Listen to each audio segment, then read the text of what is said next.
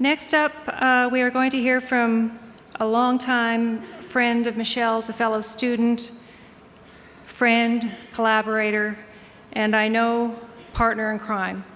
Joey Tremblay has returned a week early from a trip in Mexico to be here and was so quick to get back and celebrate her life and speak about her. It's wonderful he's here. So, Joey?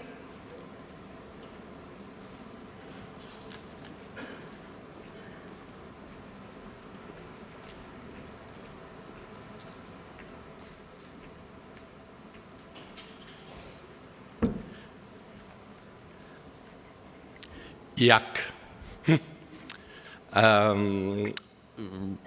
I'm stuck with the language part right now, and there's no words.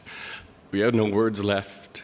And it's so great to see Michele being celebrated through every art form beyond words, because that's what she was.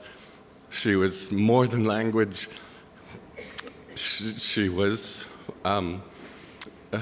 dance, she was song, she was performance art, and she was much more than language. And now we're stuck in the flotsam and jetsam of this tragedy with cliches. Michele hated cliches. They were a kind of hypocrisy that she could not stomach. But I'm sorry, Michele, and you can swat me in the back of the head. I'm going to be full of them today. That's all we have. Before I can even start, I have to say thank you so much to the family, to Sophie, to Karen, to Fred, to Jane, all the nieces and nephews, to Danny, to Chris, to Mo, to Mike. Thank you so much for Michele. Michele was a product of Foam Lake and the farm, more than I can ever imagine. It was her soul. She was of the earth. She was of the cows. She was she was a pierogi maker, a gardener, a chef. She was the type of person who, when Y2K was going to happen, at all of our friends says, I want Michele Sereda on my team because if we're going to live off the grid, she could do it. And you gave her that. That is the product of where you come from. And it's rooted her deeply into the earth, into this landscape, the landscape of beautiful Saskatchewan that she loved so much. And it allowed her, with honesty and integrity, to dream big and travel far from here into unimaginable communities, to learn their stories, to create, to constantly make. She was a constant maker, and all because she was rooted in the earth that you gave her. And I can't thank you enough for that. That is so amazing. And she did all of this. She soared the world, and she made art, and art sometimes that, well, I didn't get. And that's the point. She made that without pretension, always sincere and honest. I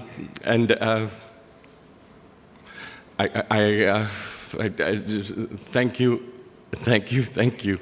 And also the other thing that she got from being connected to the earth is a wicked body sense of humor. And honestly, if you were with Michele in any kind of conversation, if she didn't say cunt, within the first 5 minutes, it wasn't right.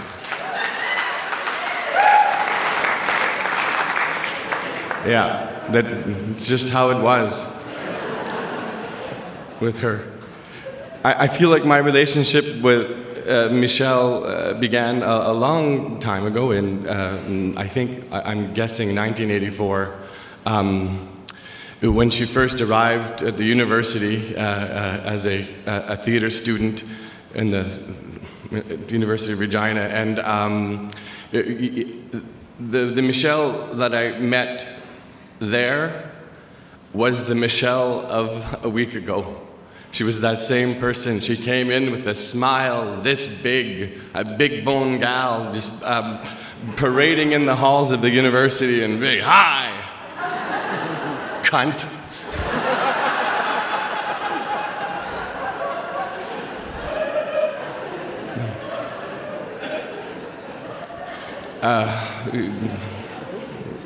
It's true. That's how she was. She was big and bold, and already at that point, doing crazy, insane projects. And she was like, who was a student like this that said, like, I didn't sleep last night, I made buns. Decided to make buns. Or she had an apartment on Victoria Avenue. It was I think the third story of an attic of an old house in Victoria Avenue. And she decided, I think she had just learned a technique of painting from George Fathers at the university, splatter painting. She thought she'd splatter her apartment. And so she did. She did the living room. She did with one wall, and then she looked at it, oh, that's not bad. And then she turned around and she said, oh, fuck, I should have covered the furniture.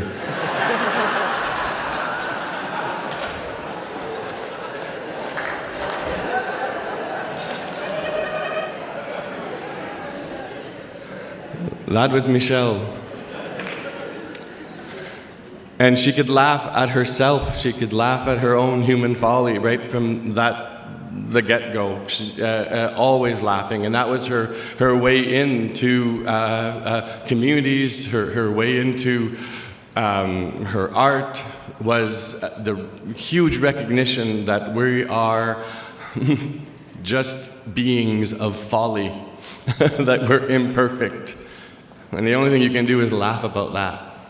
And at that time, as a young actor, Michele was not a subtle actor. She was either, zero or full blast. That's how it happened. If she was cast, you wouldn't be cast as the poor Laura from A Glass Menagerie. She'd be Clytemnestra.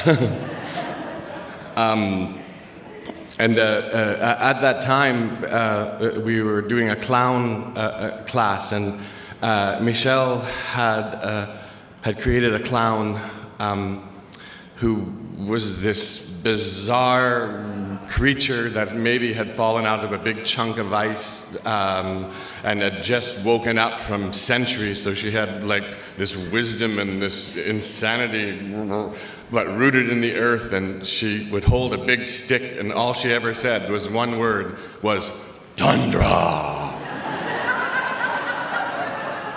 That's all the language so from way back, Michele has always been Tundra Woman. I don't know. It's not too short ago. I had a meeting with Michele, and a typical Michele and Joey meeting, disorganized like crazy. My car wouldn't start, so I couldn't go to her house, and she was going to feed me. We were going to have a meeting, and she had just got back from Europe, and I said, my car won't start, Michele. I'm going to be late. And she goes, oh shit, I'll start mine. I'll get over to your place right away. We can just have the meeting there, and the door bursts open. There she is in one of her big hats, silhouetted in my doorway, holding buns. And she yells, Tundra! And we were so discombobulated at the meeting, it was everywhere, and Michele said, I don't know what's the matter, Joey, there's something wrong with the universe right now. It's happening. We're misfiring. People are misfiring. We're miscommunicating.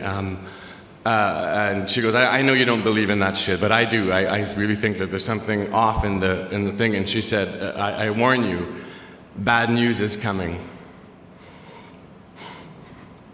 And I said, Michele, don't say that. That's stuff like that. That's,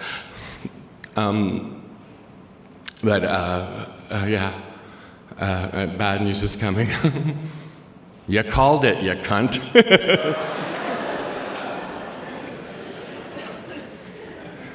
I feel like my relationship with her has been these seminal conversations throughout both of our artistic practice. We diverged and went in many different directions, but we would always seem to be able to connect again at points in our life that mattered. And there were sort of check-up points.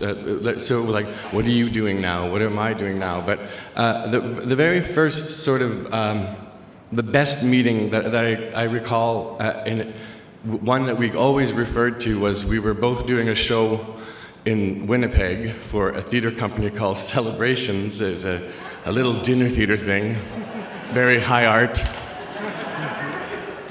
We had paid the bills, and I had just graduated from theater school in Vancouver, and Michele had finished school, and we were sort of like in that early floundering period, and we were in a hotel in Saint Vital, and that's where they put us up, and we were in a jacuzzi together late at night. We had snuck in to the jacuzzi, and we were wearing our towels like turbans. I think that's the birth of the big hat for Michele, was sitting in the jacuzzi. And the most striking thing is, if most of you might know this or not know this, Michele had an incredible singing voice. Well, look at her face. I can't think of Joni Mitchell without thinking of Michele. They had the same cheekbones, they had the same teeth structure, and Michele could soar and have that beautiful break. And I just said in that echoey jacuzzi, I go, can you please sing Blue, Joni Mitchell's song? And I taught her in the thing, and she sang it, and it just echoed through. And I said, Michele, you're so enormous. You're such a big, great, unconventional artist. What the hell are you doing in the theater? Get out of theater. Get out of the theater in terms of a conventional kind of construct. The theater is going to try to make you boring. The theater is going to contain you. The theater won't get you. It won't. It'll try and cast you as Laura. And she said, well, what are you doing then? Like that challenge. And I said, well, I don't want to be just an actor. I want to do other things and maybe direct, maybe write. And she goes, well, do it. From when we often talked about that meeting and that decision in the jacuzzi with our turbans, as a point where we launched ourselves into what we wanted to do, because my challenge, and it was right after that, within a week, I had written the first draft of my first play, Elephant Wake, and not long after that incident, Michele started Curtain Raisers with Paula Costain, who's here today, and it just went from there. Her intrigue went beyond just being an actor, beyond just being a theater, but to be a true, authentic artist who was true to herself, and with a huge, open prairie intrigue for every community possible. And she was the north, the south, the east, the west of this province, in any kind of community, that it was actually exhausting. Just hearing an update of Michelle's latest intrigues I needed a nap after a conversation with like the last conversation we had. I said, so what have you been up to? She was like, oh, I've just got back from London, doing this project in a gallery in Soho in London, but I'm coming back because I'm doing this project. I'm starting my Piapot contract, and Michael Green is coming, and we are going to launch this whole idea. But I'm also doing something for the Cathedral Arts Festival. It's a performance piece that I'm doing with schools around the area, and then that she goes, oh, that's a shit show. It's mixed up right now, but it's all coming together. And I've met some Nigerians. I've started to work with them. They have a fascinating story. You love them, Joey. You need to meet them. Oh, and I met this other artist. She's from the university. I think she's from Pakistan. That's right. And she's a brilliant, beautiful artist, Joey. You'd love her. You got to meet her. You got to meet her. She's going to inspire you. And it was like, what? I had just had coffee. My life generally has some substance, and this was just like what she had breathed out in one day. It was like, if you want to know the amount of intrigues and little turbulent indigo messages that Michele was putting out there, you just had to look at her day timer. It was like one big cookbook with sticky notes. It's like, and I said, oh, well, look at your bohunk filing system there. Ah, shut up, Frenchie. Somewhere here. Oh my God. I have to say this story because this is a story that Michele told me. I don't know, it might be bullshit. But because she was a great storyteller, especially when it had a sense of humor, but she told us, and she said it was true, that her Baba, if she was doing something, probably making pierogies or doing something, and the phone rang and didn't want to answer it, she'd pick it up and say, fuck off, I'm busy.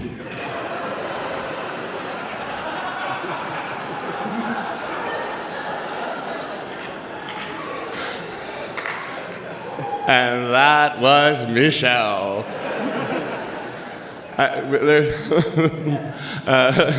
After the news had happened, I don't know how many messages I got on Facebook that said, fuck off, I'm busy. that story went everywhere, and that's exactly how it was. And on our last meeting together, Michele, guess what, had just purchased an iPhone. She hated it, but she goes, I need it. I can't keep up anymore with my big cookbook of day timer. I can't keep up. I've got this iPhone. I don't know how to use it. And she goes, it's stupid, but I'll tell you one thing. I might have got this iPhone, but I'm not giving it my fingerprint.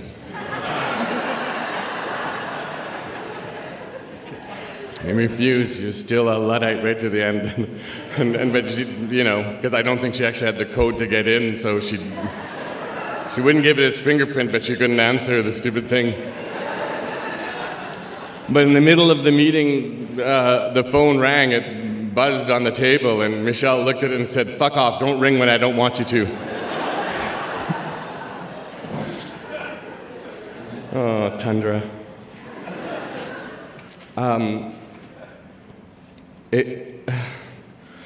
I guess the next big, we had a lot of crossing paths and all the way through there, and there was lots of time in between where I didn't see Michele many years, and maybe the last time I saw Michele when we each needed each other the most. I was at the folk festival, and I had just come off of an illness, and had launched me into a depression for many years. It was my little whiny embrace with death, and I could not shake that. And I had made myself go to the folk festival, and I was not really social. I didn't really feel like going out. But I looked up, and next to the stage, sort of in the front, was this big bone gal with a huge smile, so centered. And I went, who is that? Oh my God, that's Michele. So I walked over to her and hugged her, and I couldn't stop saying, Michele, you're so beautiful. What is it? what is it with you right now? Like, she goes, I don't know, Joey. I've gone through a long morning. I lost my love, my sweetheart. I lost Mo, and it took me a long time to get through it. She goes, but something today made me want to come out, and I'm through it. And I'm full of hope and inspiration. And she goes, and I want to work again, Joey. I want to take everything in my life that doesn't matter anymore, and I want to embrace the creative. I want to embrace creative people. I want to work with people who don't have a voice so that they can have a voice. I want to make art. I want to gather my people that I've met along the way and reconnect. And she goes, and here you are. Here you are. And the Michele of the last few years was so vibrant. She was just opening a new chapter, and there was going to be work done, new works of art done, inspired by Michele, that would have been endless, completely, forever, because of this. And she had that. She was carrying that spirit with her. And I'll tell you what, the universe is a cunt for being so cruel to steal her at that time, at that bright light that she was. But I guess maybe all I can say is that we have a window of opportunity now that this gave us, that the universe gave us in this tragedy by stealing her so wrongly, and I won't say it's a good thing. The door is wide open for the work to continue. Those inspirations are still whirlpooling and turbulent indigo in many directions, and it's us as a community, we have to see that work continue. We have to be inspired by that woman who was connected so strongly to the earth and was able to dream and go places and create beyond our beliefs. She brought everyone in Saskatchewan, from dance, music, from the reserve, from the First Nations communities, from the Nigerian community. She brought all of that together, and now it's up to us to take the opportunity and go with it. So let's collaborate, everyone. Let's continue that. Let's continue that trajectory to do work in art that is beyond any kind of business model, any kind of convention, but is just there in the doing, in the making, in the practice, because that's what Michele did. She went with her impulse always. She always created from her gut and let the head follow. And sometimes the head couldn't follow, because we couldn't follow it. And that's how work is made. And she had that, and she inspired so many. And the biggest lesson that I've taken from my long relationship with Michele, is that art matters. It's not just a bourgeois bauble that you can buy and sell and trade. It's actually the life and breath of a person, but also of an entire community. Michele was constantly defining, redefining Saskatchewan in her work.